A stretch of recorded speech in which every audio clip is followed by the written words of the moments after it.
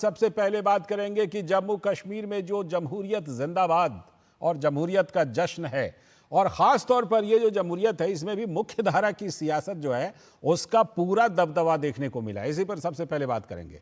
तो कश्मीर में मुख्य धारा की सियासत, नए कश्मीर का नया संकल्प चुनाव परिणामों में साफ तौर पर दिखाई पड़ रहा है, झलक रहा है, छलक रहा है। लोकतंत्र जिंदाबाद के लिए निकले वोटर्स ने वर्षों पुराने अलगाववाद की सियासत को पूरी तरह से ना कह दिया है। विधानसभा के चुनाव में 30 से भी ज्यादा अलगाववादी नेता, उनके रिश्तेदार, पूर्व आतंकवादी और प्रतिबंधित जमाते इस्लामी से संबंधित उम्मीदवार खड़े तो हुए थे, लेकिन जनता ने सभी की सोच और विचारधारा को पूरी तरह से नकार दिया।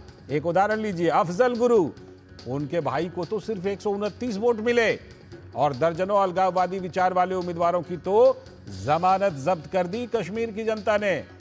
आर्टिकल 370 हटने के बाद यह पहला असेंबली चुनाव था भारत के संविधान का वहां पर पूर्ण रूप से लागू होने के बाद यह पहला चुनाव था। तो जाहिर है कि स्पेशल स्टेटस हटाने के खिलाफ आंदोलन की बात करने वाली महबूबा मुफ्ती 3 सीट पर सिमट गई, और यह भी खबर है कि वो 3 भी अपने दम पर जीते हैं। ये लोकतंत्र की जीत है। वर्षों बाद लोगों को लोकतंत्र पर भरोसा जगाया जम्मू कश्मीर में। पीपुल्स गवर्नेंस का मॉडल और विकास को लोगों ने करीब से देखा और खुद की तरक्की से जोड़ा है। तो जाहिर है कि सबसे बड़ी पार्टी नेशनल कॉन्फ्रेंस तो हुई है, लेकिन वोट शेयर की बात कीजिए तो बीजेपी ने उसमें मात दे दी है। बीजेपी सबसे बड़ी पार्टी रही है वोट शेयर के मामले में। और जमात के गढ़ सोपोर और उसके इलाके में इलेक्शन बॉयकॉट एक रिवायत बनी हुई थी। पहली बार वहां बम्पर वोटिंग हो गई तो जमात सहित अन्य निर्दलीय की हार हुई। इंजीनियर राशिद की बात कीजिए, 44 उम्मीदवार उनकी पार्टी के मैदान में थे, लेकिन सभी हार गए। कई पूर्व आतंकवादी अवाम में भरोसा नहीं पैदा कर सके और हार गए। बीजेपी ने कश्मीरवादी में कुछ उम्मीदवार उतारे थे, लेकिन वो भी चुनाव हार गए। लेकिन 3 लोगों के जीत हार का अंदर कश्मीरवादी में बीजेपी के उम्मीदवारों की बात कर रहा हूं 1000 से नीचे था। जम्मू इलाके की बात कीजिए, बीजेपी ने शानदार प्रदर्शन किया और 43 में से 29 सीटें जीत ली, जो अब तक के चुनाव में सबसे ज्यादा है।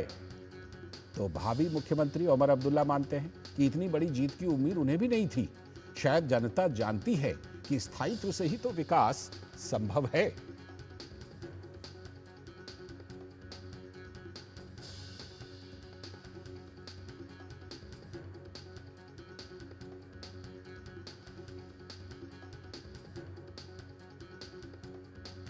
तो नेशनल कॉन्फ्रेंस के नेता उमर अब्दुल्ला ने बड़ी जीत हासिल करने के बाद कहा कि प्रधानमंत्री और गृह मंत्री ने प्रचार के दौरान स्टेटहुड की बात की थी, अब उन्हें इसके बारे में अमल करने के लिए सोचना चाहिए। Now, in that respect, I believe that the Prime Minister is an honorable man. He has promised the people of Jammu and Kashmir that statehood will be restored. He promised it in every single speech that he made while campaigning here. The Honorable Home Minister did the same. And therefore, once the government is formed, I'd like to believe that the Chief Minister will come to Delhi, talk to the Prime Minister and others, and establish a good working relationship. केंद्र सरकार भी कह चुकी है कि जब वहाँ की स्थिति फेवरेबल होगी तो ज़रूर इस पर विचार किया जाएगा और स्टेटहुड दी जाएगी। और जम्मू कश्मीर के कांग्रेस अध्यक्ष तारिक हामिद कर्रा ने कहा कि मुख्यमंत्री कौन होगा इस बात का फैसला गठबंधन करेगा। हालांकि फारूक अब्दुल्ला ऐलान कर चुके हैं कि उमर अब्दुल्ला होंगे। कल उमर साहब ने कहा है कि उनकी फॉर्मल तरीके से जो लेजिस्लेचर पार्टी की मीटिंग होगी उसके बाद वो अलायंस पार्टनर से बात करेंगे। तो लेट दैट हैपन। पहले इनकी लेजिस्लेचर पार्टी की मीटिंग होगी, उसके बाद वो हमसे जो भी मामलात हैं कि फॉर्मेशन के बारे में लेटर ऑफ सपोर्ट है और वो उसके बाद होगा।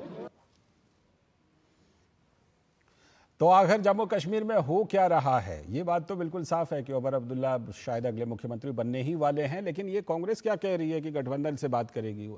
फारूक अब्दुल्ला ने तो बिल्कुल एक तरफा ऐलान कर दिया कि उमर होंगे और कांग्रेस की सिर्फ 6 सीटें हैं। रमा त्यागी हमारी संवाददाता जुड़ चुकी हैं ग्राउंड जीरो से हमारे साथ। और रमा, आपसे बस, और साथ में हमारे साथ विनोद मिश्र जी भी हमारे सलाहकार संपादक जुड़े हुए हैं यहीं स्टूडियो में। पहले रमा से अपडेट ले लेता हूं। रमा, ये क्या कंफ्यूजन है? फारूक अब्दुल्ला एक तरफा ऐलान कर रहे हैं कि उमर अब्दुल्ला सीएम होंगे, मतलब शपथ लेने ही वाले हैं, और कांग्रेस के अध्यक्ष कह रहे हैं नहीं गठबंधन में बात होगी, बात होने के बाद नाम तय किया जाएगा। ये कहाँ कंफ्यूजन कहाँ है?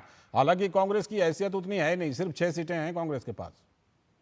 देखिए, जो कंफ्यूजन है वो ही एक बड़ी चुनौती बना हुआ है। नेशनल कॉन्फ्रेंस को एक मेजोरिटी जो है वो तो हासिल होती हुई दिखाई दे रही है, जिसे हम एनसी और कांग्रेस का गठबंधन कह रहे हैं लगातार, लेकिन उसमें जो है मतभेद कल ही साफ तौर पर निकल कर आ गए थे जब हमने वहां पर स्टेट प्रेसिडेंट कराची से पूछा था कि फारूक अब्दुल्ला जी ने अनाउंस कर दिया उमर अब्दुल्ला को, तो आप गठबंधन सहयोगी आपका क्या कहना है? तो उन्होंने कहा कि वो उनका इंटरनल अनाउंसमेंट हो सकता है, हमसे उसका कोई संबंध नहीं है, क्योंकि हमारी सीट शेयरिंग हुई है। अब वो पावर शेयरिंग भी हमारी होगी और पावर शेयरिंग का फैसला जो है दिल्ली में हाई कमान करेंगे, तो उसके बाद ही जो है कुछ डिसाइड होगा। और उसके बाद जो है उमर अब्दुल्ला को भी ये आकर कहना पड़ा कि ये जो है पहले हमारे विधायक दल की मीटिंग होगी। अब विधायक दल की भी मीटिंग, क्योंकि आज जो सारे विधायक हैं वो यहाँ पर नेशनल कॉन्फ्रेंस के जुड़े हैं, लेकिन वो विधायक दल की मीटिंग अब कल क्यों होगी ये अपने आप में बड़ा सवाल है, क्योंकि जब एक मेजोरिटी मिल जाती है तो जो बड़ा गठबंधन होता है उसकी सबसे पहले कोशिश यही होती है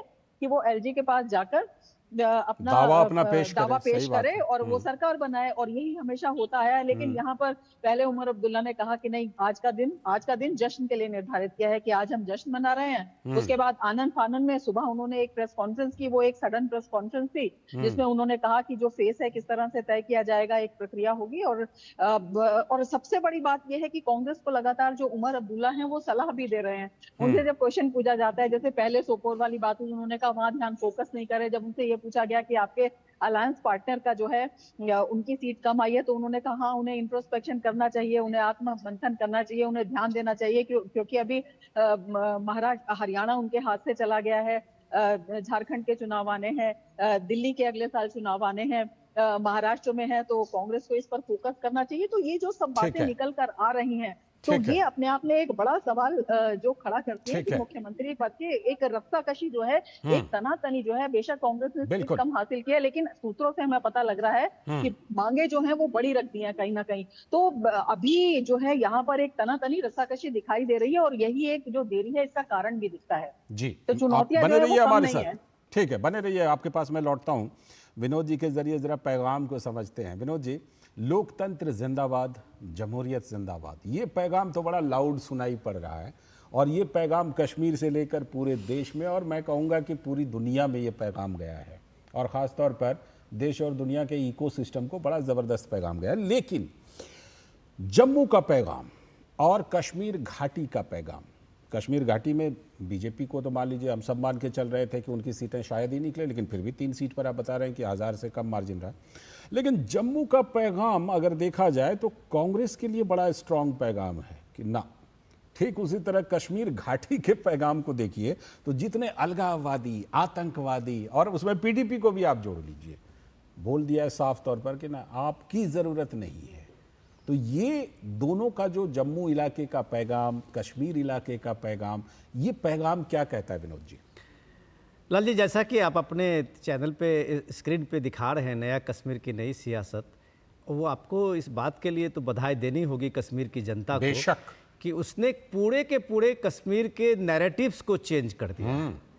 कश्मीर के पिछले 40 साल से जो ये अलगाववाद और मिलिटेंसी को आप एक स्टेक होल्डर बना लिए थे दिल्ली की सियासत में, उसको इस बार कश्मीर की जनता ने एक तरह से उखाड़ फेंका है। और ये मैं उनके जज्बे को और उनको सलाम करता हूं। जब उमर अब्दुल्ला, आज जो रमा कह रही थी, उमर अब्दुल्ला उसी प्रेस कॉन्फ्रेंस में कह रहे थे कि मुझे उम्मीद भी नहीं थी कि मुझे ये बहुमत से यहाँ हम जीत के आएंगे और सरकार बनाएंगे। सही बात। तो आप एनसी की हालत देखिए कि एनसी के पैर जो किस तरह से उखड़ पड़े थे, जनता ने उनको भरोसा दिया है। वो इस बात का भरोसा है कि जनता स्थायित्व चाहती है, स्टेबिलिटी चाहती है कश्मीर में, क्योंकि ये जो 5-6 साल के स्टेबिलिटी का आर्टिकल 370 हटने के बाद उसने जो डेवलपमेंट देखा है, उसने जो पीपल्स गवर्नेंस का मॉडल देखा है, उसने जो सामाजिक भागीदारी का जो शासन देखा है, तो उसे लगता है कि अब यह कश्मीर कभी डिरेल नहीं कर पाए। अब जिस कश्मीर में बरसों बाद 2 करोड़ 2.5 करोड़ टूरिस्ट पहुंच रहे हैं जी। उस कश्मीर में जो आप देखिए कि पिलग्रिम टूरिज्म जो है वो देश में किसी भी जगह से हाइट पे है। माता वैष्णो देवी का देखिए या फिर अमरनाथ श्राइन बोर्ड का देखिए जी।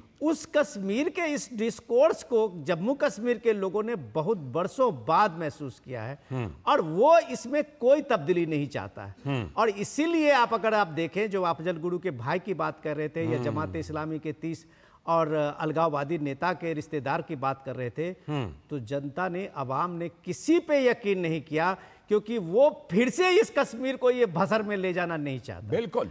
कांग्रेस पार्टी के बाद अगर आपके सवाल पे आए तो कांग्रेस पार्टी जम्मू से कश्मीर तक उसी नैरेटिव पे खेलती रही और वो एक क्लियर स्टैंड नहीं ले पाई कि भाई विकास का जो मॉडल एलजी ने वहां जम्मू कश्मीर ने गवर्नर रूल में जो दिया है उसको वो कैसे आगे बढ़ाएंगे। यह कहने में सख्त चाहते हुए कांग्रेस पार्टी एक अलग से वहां डिस्कोर्स, मोहब्बत की पैगाम, नफरत की दुकान और ये सारे डिस्कोर्स बाहरी एलजी इस टाइप का खेलती रही। जनता ये बात इस दौर में समझने की जरूरत है कि जनता का जो फैसला है वो आज के दौर में राजनीतिक पंडितों को, मीडिया के लोगों को, सबको चौंकाता है कि जनता आज के दौर में विकास को छोड़ के कोई भी नैरेटिव, किसी भी चीज को एक्सेप्ट करने के लिए तैयार नहीं है। बिल्कुल। जो जम्मू कश्मीर के लोगों ने दिखाया है, ये सबसे मजबूत पैगाम है जमहूरियत के जश्न के बाद। रमा, जरा आगे की तस्वीर बताइए। आपने बताया आज का दिन उमर अब्दुल्ला ने जश्न के लिए रखा है, इसका मतलब कल जाकर दावा पेश करेंगे और उसके बाद फिर जो नई सरकार का गठन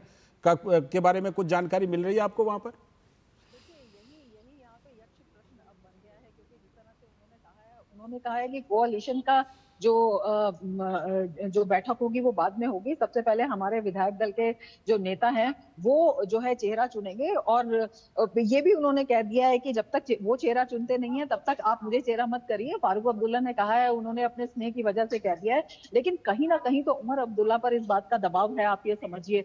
तो कल विधायक दल की बैठक होती है, उसमें क्या निकल कर आता है ये बड़ा दिलचस्प रहने वाला है। और उसके बाद जो कोalition की बैठक का उन्होंने कहा है कि हमारे जो गठबंधन की बैठक होगी उसमें ये तय होगा, उसके तय करने के बाद हम दावा पेश करेंगे। तो ये अपने आप में कई तरह के जो सवाल है वो खड़े कर रहा है, कई तरह की आखिर ऐसी मजबूरी क्या है। एक स्पष्ट गठबंधन आपको बनता हुआ दिखाई दे रहा है, जिस तरह से आपको जो नंबर चाहिए वो आपको साफ तौर पर मिल गए हैं, तो क्यों नहीं आप चले जाते हैं, अगले दिन ये आदमी चला जाता है। तो इसमें कई तरह की बातें निकल कर आती हैं, कई तरह की जो चुनौतियां वो निकल कर आती हैं। और जो सूत्र हमें बता रहे हैं, जो कांग्रेस की मांगे हैं वो कई जो है वो बड़ी मांगे वहां पर निकल कर आई हैं और उस पर मंथन चल रहा है किस तरह से आगे बढ़ा जाए। अब बहुत सी खबरें ये भी आई थी कि जो कुछ इंडिपेंडेंट्स हैं उन्होंने अपना सपोर्ट एक्सटेंड किया, लेकिन जब उमर अब्दुल्ला से पूछा गया तो उन्होंने कहा ऐसा अभी कुछ नहीं हुआ है, जब ऑथेंटिक होगा तो आपको पता ही लग जाएगा या आ ही जाएगा। अभी सिर्फ हाँ 1-2 लोगों से हमारी बातचीत थी, लेकिन अभी कुछ कॉन्क्रीट उसमें निकल कर नहीं आया है। तो तमाम तो अगर एनसी कांग्रेस का गठबंधन और मेजोरिटी आने के बाद भी अगर इस बात पर भी विचार चला जा रहा है कि कौन आपका बाहर से किसका सपोर्ट और लिया जा सकता है। पीडीपी ने भी एक दुविधा पैदा कर दी है। पीडीपी ने भी जो है बधाई तो दी, लेकिन बधाई देने के बाद ये कह दिया कि एक कंस्ट्रक्टिव ऑपोजिशन के रूप में बैठना जो है उनको ज्यादा सही लगेगा। तो ये जो है ये एक बड़ा यहाँ पे जो है कई तरह के सवाल जो है यहाँ पर अब खड़े हो गए हैं कि क्यों इतनी देरी अब हो क्यों रही है। ठीक है, आपके देखिए जो बातें आपने कही उसमें एक बात तो समझ में आती है कि जम्मू कश्मीर की जनता ने नेशनल कॉन्फ्रेंस को बहुमत के काफ़ी करीब तो पहुंचा दिया, लेकिन वहां पर रखा है जहां पर उनको कांग्रेस की ज़रूरत है। और कांग्रेस मुझे लगता है कि जो सवाल कर रही है ना मुख्यमंत्री पद के लिए, मुख्यमंत्री तो उमर अब्दुल्ला का बनना लगभग तय है। कांग्रेस इस स्थिति में है कि वो जरा कुछ बार्गेन कर पाए मंत्रियों को लेकर के, अपने मंत्रियों की संख्या को लेकर, ओहदे को लेकर, शायद वही चल रहा है। बहुत बहुत शुक्रिया। फिलहाल रमा, हम आगे आपसे अपडेट लेते रहे।